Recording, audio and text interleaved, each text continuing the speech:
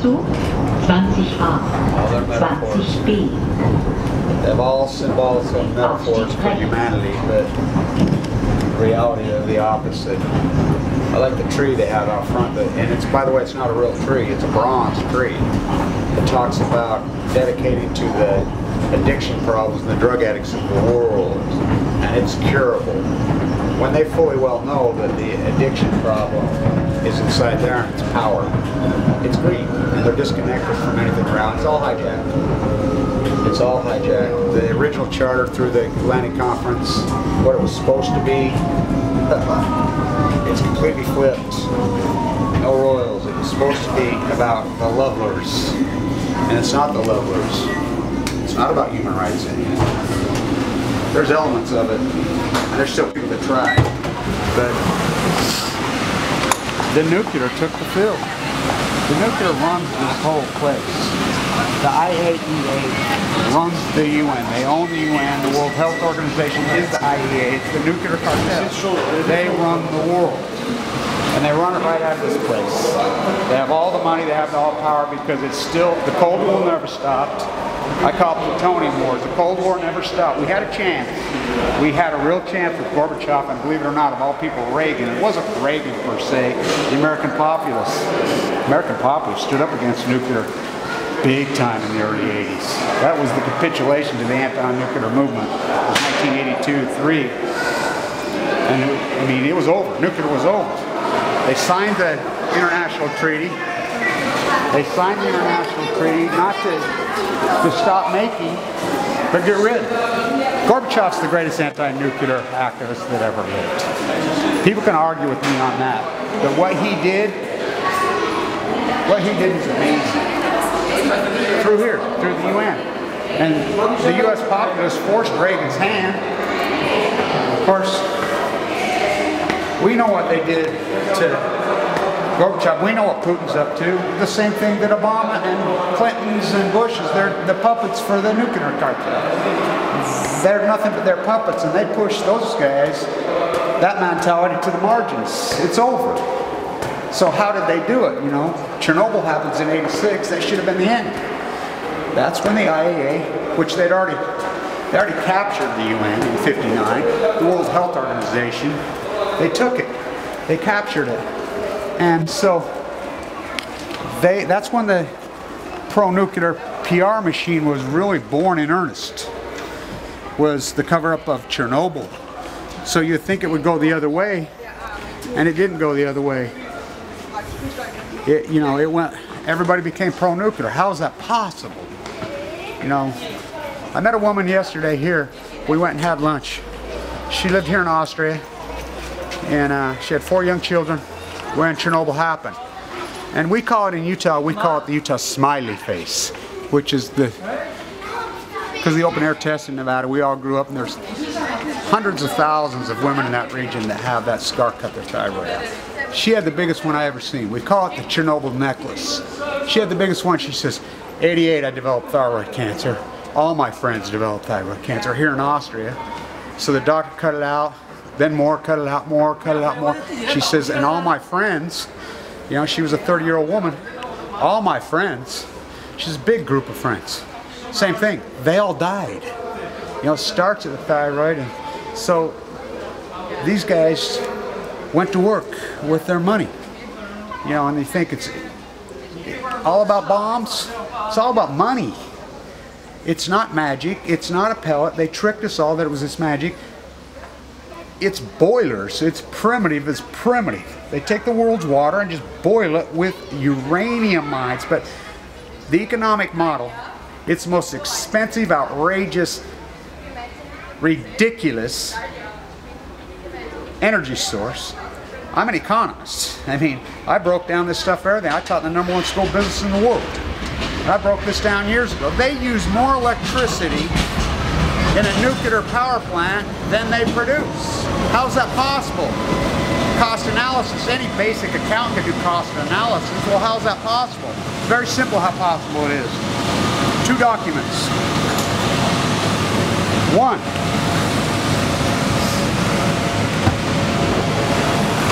The document that was signed in 1959, oh, the Russian, the Cold War, you know, the United States was able to convince the nuclear industry that Russia was the true big enemy. And so the UN turned the UN over to the I.A.E.A. The documents are there, and the World Health Organization. Everything had to go through them. Without the World Health Organization and what they were chartered to do, we have nothing. They hijacked it, so everything has to filter through the I.A.E.A. before the World Health Organization. They own it. They own the entire UN. So then we have a thing in the United States called Price-Anderson, was passed in the 1950s, a congressional act that says economically, number one, they take no risk. So if there's any kind of accident, the taxpayer pays, which at 3 Mile Island, the people living in a 5-mile radius got a check for a couple $1 million.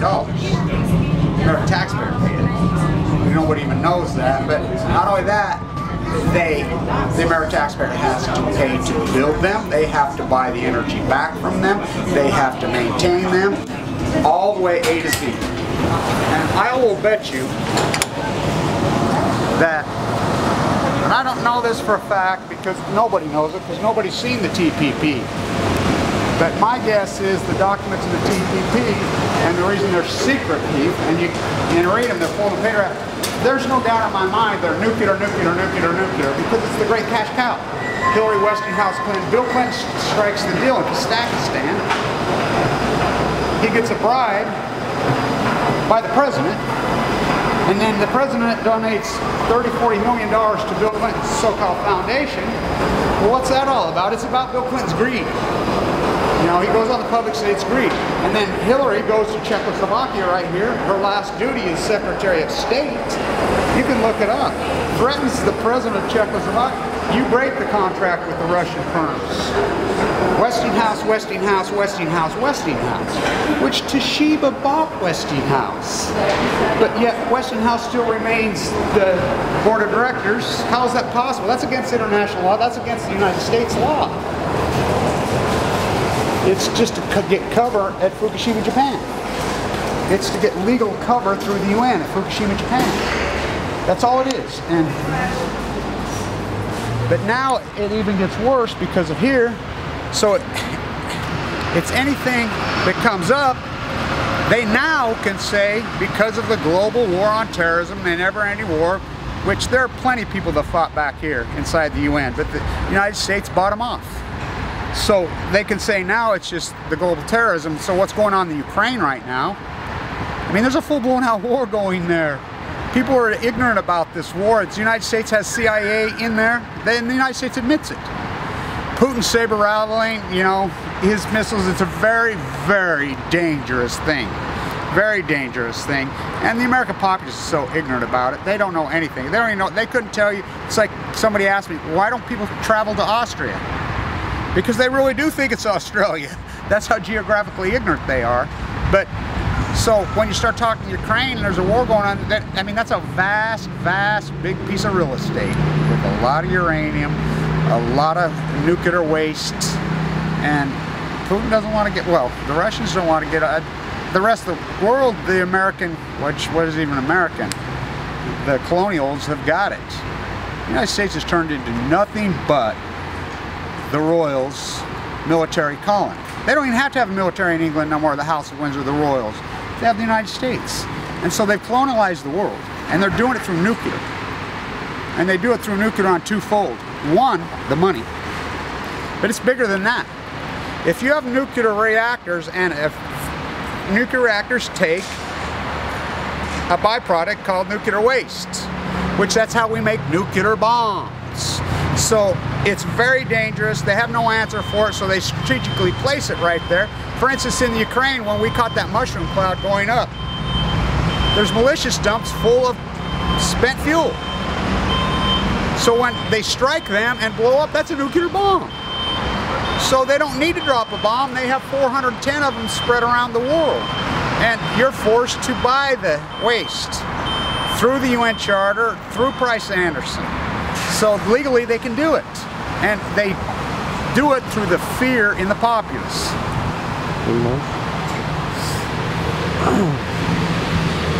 But so I've been protesting here. You know, I was an anti-nuclear my whole life growing up in Utah.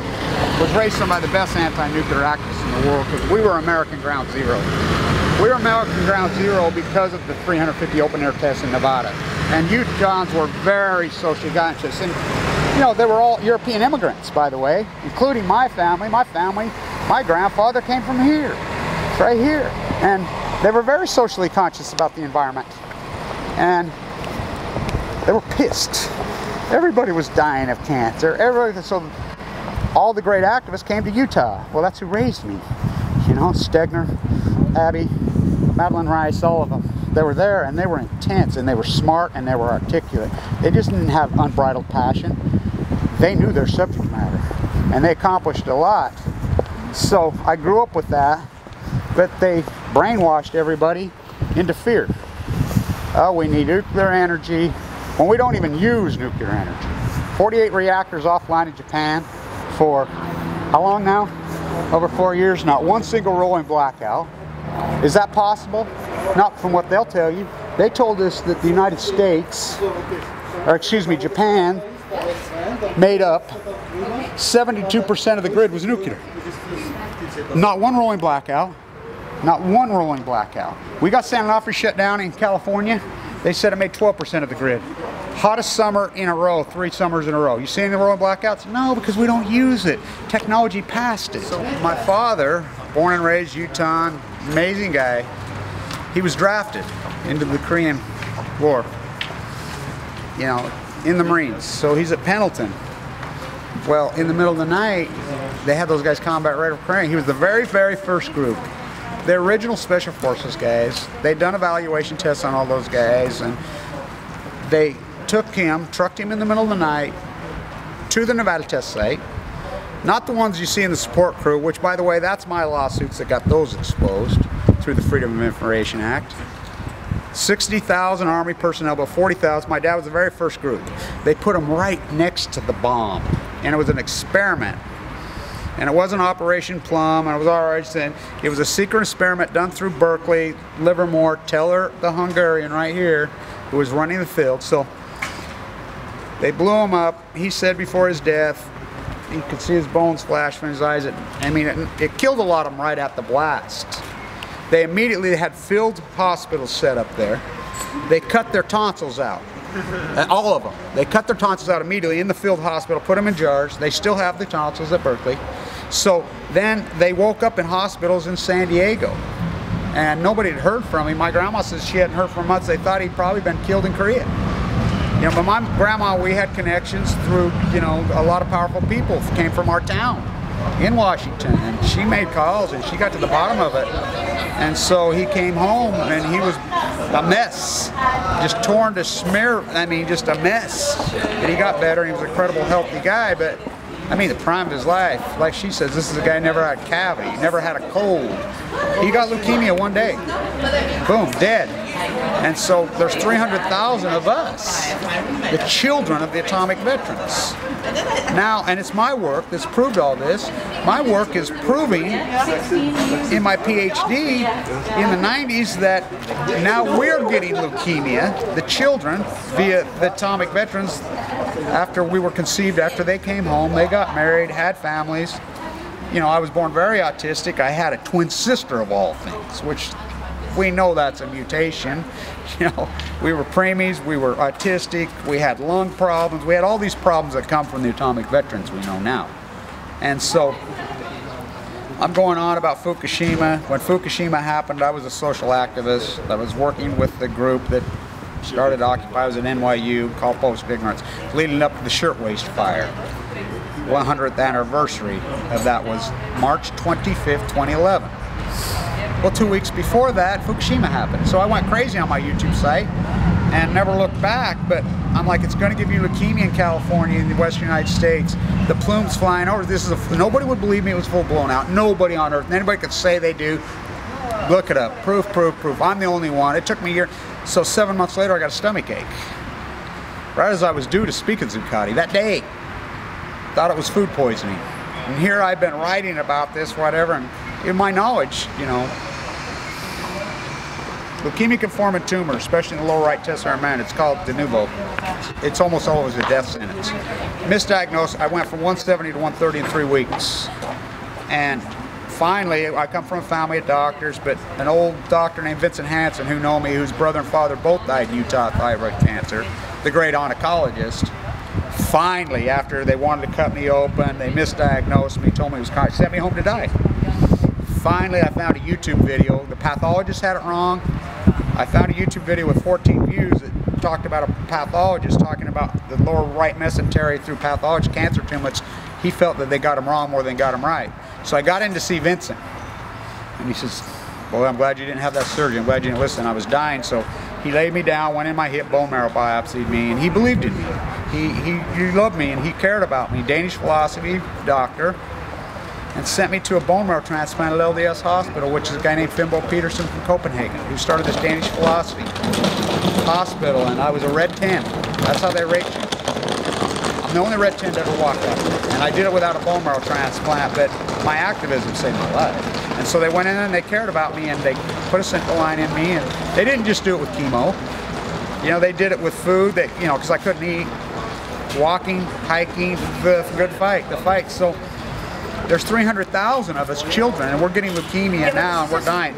The same thing goes here. The same thing here. The men of Chernobyl, there was this, I cannot overstate this. 580,000 men were drafted. I know people, the girl that I was involved with for years is one of the original Femen girls, before it was Femen, that would go into Chernobyl and take their clothes off, and she were the first Eastern Europeans that were able to go to the United States. That's how I met her. And anti-nuclear, I was anti-nuclear. So, and they're all dying. By the way, she died of leukemia in '99. And they were all dying, but we know the 580,000 men that were sent into Chernobyl were drafted. She told me both her uncles, they came to the door and just took her uncles. You know, they were 18, 19-year-old men. Now they're kids. The children of the 580,000 men in Chernobyl that entombed Chernobyl are now their children genetically, because they used a lot of young men, and a lot of them died, but the ones they had families, and now their kids are getting leukemia in their 40s and 50s and driving, and there are probably well over 500,000 of them in that part of the world, in this part of the world. And then there's 300,000 of us, and nobody will speak up for us. Nobody will say a word for us. No one cares. No, I've never seen one person. I've been at every symposium. I protest all over the world, all these so-called established anti-nuclears. They won't say a word about the Nevada test site. My dad never got a medal. He never got nothing. We have a plaque put up at the cemetery that we did for our community. It's the only one in the world. So they died unknown. They didn't get any money. They erased all their data. They supposedly had a fire. So they just tried to erase them from humanity. And they're trying to erase their children from humanity through these guys. Because it's all about the lies. It's all about the greed. It's all about the money. It's a power addiction. They have all the money. So it's really to threaten other people and control the world. And the United States was able to, and it's not just the United States, it's the globalist, which is run out of the United States by the United States military, and they've got the American populace in so fear. When we grew up, we were taught to hate Eastern Europeans. All of them hate their guys. We never seen one. We never saw one. It was against the law to come here. It was against the law. And we were taught that they were these hideous, horrible people. It just pounded us. You know, of course, I didn't believe it. A lot of people didn't believe it. And then when they started to show up, we're like, wow. And we started to hear these stories of Chernobyl, these beautiful, beautiful women telling us these heartbreaking stories of Chernobyl. And we're like, oh my God. Same thing in Utah. So now we're in denial, so it's all about fear. And it's all about, oh, you know, the Russians are going to get us, the United States is going to get us, and the rest of the world's caught in between. But it's all about their greed. So I've been here protesting every day at the I.A.E.A. And I protest all over, everywhere, since I've got cancer. And that's what I do, you know, and I try to, my role as an activist, I want to be an effective activist. I want to make change. I'm a human rights activist. The ultimate violation to human rights is nuclear. It violates everything. It violates economics. It violates religion. It violates spirituality. It violates the birds, the animals, every piece of DNA. It is the most illogical, vile thing in human history. It kills more people than any plague. They're gonna get rid of them, so we gotta get on them. So you say they're finally gonna get rid of them in 2017? Yeah, that's what they say, but some are gonna stay? maybe. I gotta ride them.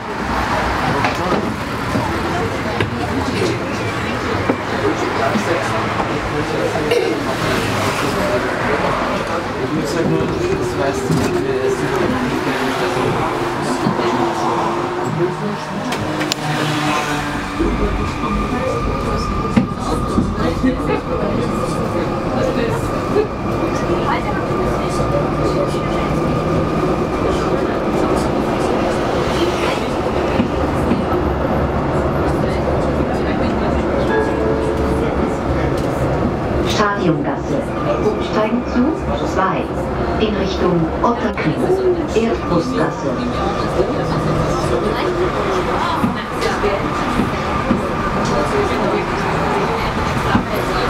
I like this. So after this stop is our look at the garden. Dr. Karl Heinrich. Umsteigen zu U3 46, 49, 48a.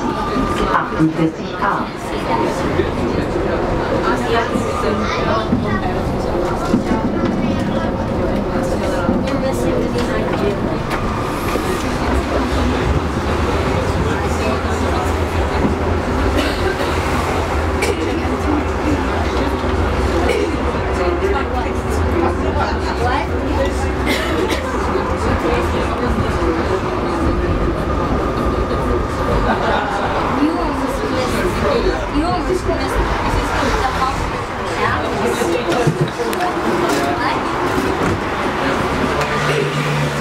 missed the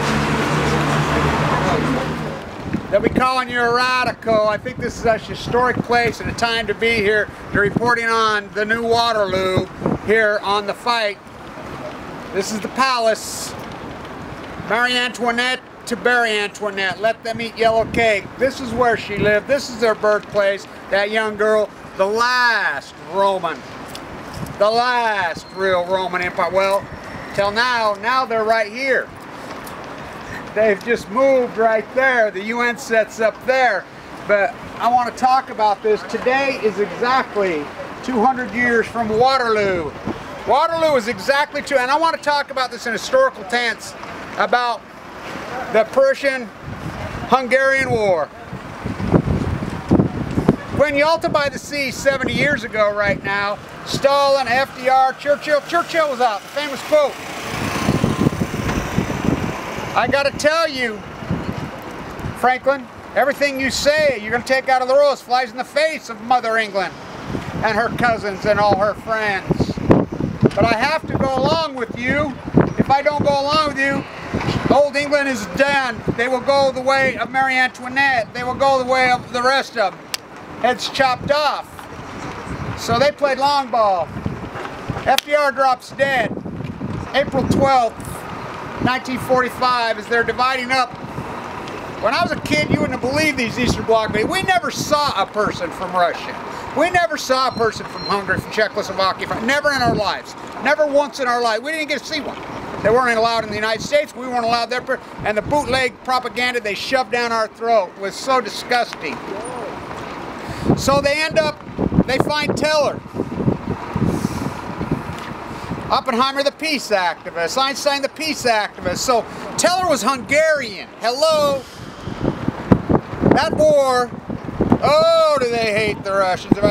By the way, it's an irony that 200 years, you think it's coincidence that the globalists, it's Flag Day in Russia, the same day. It's 200 years exactly today of Waterloo. So Marie Antoinette's a little girl right here. She's a young girl living in this incredible place. The Hungarian Empire's daughter. The arranged marriage in France. You know, he couldn't even get a hard on. They sit there and watch and tried to watch him consummate it. He couldn't do it. He was not. So that bloody battle that day changed the whole dynamic of the world. So they find Teller in 45. He said at the end, clear into the... I just came from the UN, and it was being debated inside there today on the weaponry in space. They're fighting over who's going to be on the council. The Arabs are fighting, and the Americans and Jews, of course, together fighting Israel. They're together. They can't get anything done. They're fighting who's going to be on the council. Now you think about this. Think about this. But the UN is here. The UN's at this palace. This is the National Archives. This incredible place. And by the way, Marie Antoinette never said, let them eat yellow cake. She took the fall. I think it's very similar to Marie Antoinette. Of course, he did say, let them eat yellow cake. And they're puppet, they're handlers, but she was a little girl. He's a grown fucking man. With no balls, just like the guy she was married to. No dick, just like the guy she was married to. By the way, we know whose kids those are, not hers. Jefferson's. So, I think it's an incredible irony that I'm here this day, and I didn't know till the day, and look what's going on here today. On the 200 there.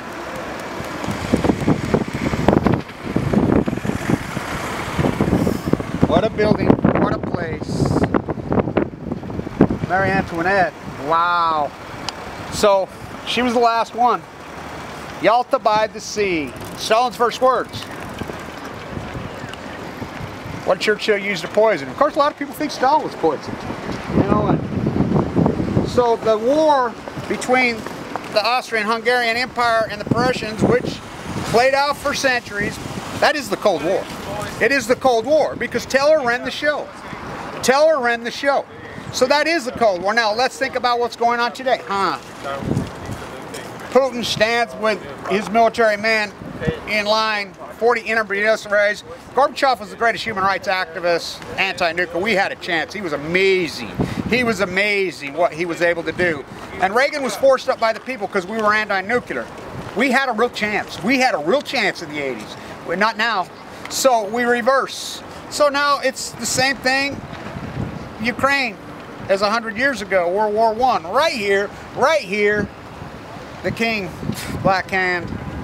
So I think it's an incredible irony that the UN's here and the UN is fighting nuclear. So here we have the same war going. The Cold War was nothing but that war because at the end of Teller's life, he said he wanted to put nuclear tips on Star Wars. That was Teller. He said that. I mean, he was still, the Department of Energy runs the United States. And who controls the Department of Energy? The royal family in England. One last, look what happened to all the royals. The last of the Roman Empire was who? Marie Antoinette. They guillotined. They were guillotining 40 people a day, including Maximilian guillotined. He got guillotined. You know, bring back the guillotine. Oh yeah. Oh yeah. You know, the House of Windsor, historical sense. It wasn't that long. It was not that long ago. So, Ukraine's at a full-blown out plutonium war. So, this time, it's the same old history. Oh, absolutely. But this time, it's all nuclear. And their weapon, cancer. Spin Antunes, what a place.